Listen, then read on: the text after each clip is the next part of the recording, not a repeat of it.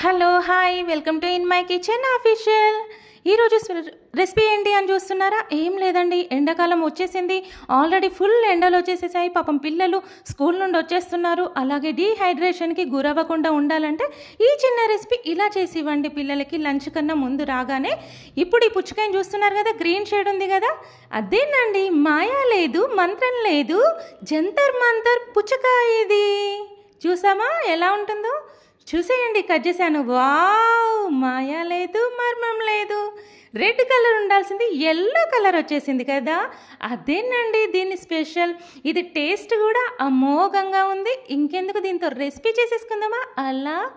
ఇప్పుడు నేను ఈ పుచ్చకాయని, ఎల్లో కలర్ పుచ్చకాయని నేను ఇప్పుడు చిన్న చిన్న ముక్కలుగా కట్ చేసేసుకొని గింజలతోనే నేను ఇలా మిక్సీ పట్టేసేస్తున్నానండి. జ్యూస్ చేస్తున్నాను అనమాట.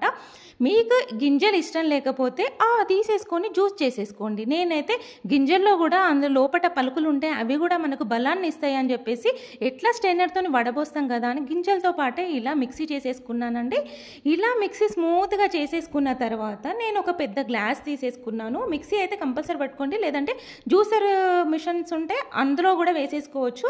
అలా నేను మిక్సీ చేసేసుకొని ఇలా ఒక గ్లాస్లో తీసేసుకొని ఇలా స్ట్రైనర్తో వడబోసానండి. చూడండి, మొత్తం వడబోస్తున్నాను. వడబోసిన తర్వాత ఆ పిప్పి, ఆ గింజలు కూడా వేసాను కదా, అదంతా కూడా సైడ్కి పైననే స్ట్రైనర్లోనే వచ్చేసింది అనమాట. ఇలా వచ్చేసింది కదా. దీన్ని మాత్రం చూడండి, ఎవరైనా చూస్తే, మనకి ఎవరైనా ఇంటికి వచ్చినా కానీ ఎవరికైనా కొత్తగా, మా పిల్లలకు కూడా ఇచ్చేసాను. ఫస్ట్ ఆఫ్ ఆల్ ఏమన్నారంటే, ఇది పైనాపిల్ జ్యూస్ నాకు వద్దు మమ్మీ అని చెప్పేశారు. అవునా, తాగేసి చూడు అని చెప్పేశాను.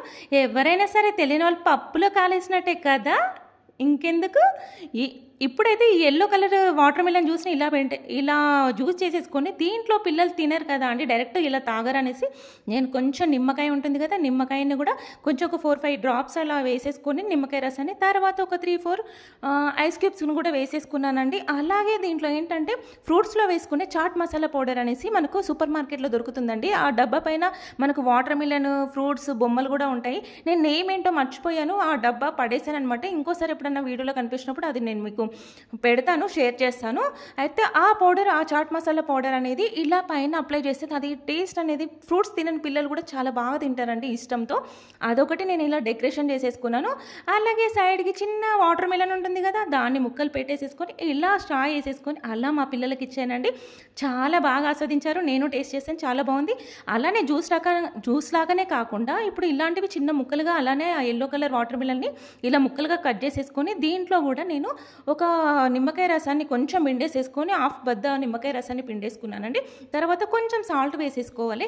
యాక్చువల్లీ ఏంటంటే చాలామందికి వాటర్ మిలన్ ఎలా తినాలో కూడా తెలియదండి. నిజం చెప్పాలంటే ఇలా పెట్టండి, పిల్లలే కానీ మీరే కానీ నోరు బాగాలేనప్పుడు ఇలా చేసేసుకొని తినండి, ఆహా అనాల్సిందే. అసలు ట్రై చేయండి, కంపల్సరీ అంటే కంపల్సరీ ట్రై చేయండి ఇలా.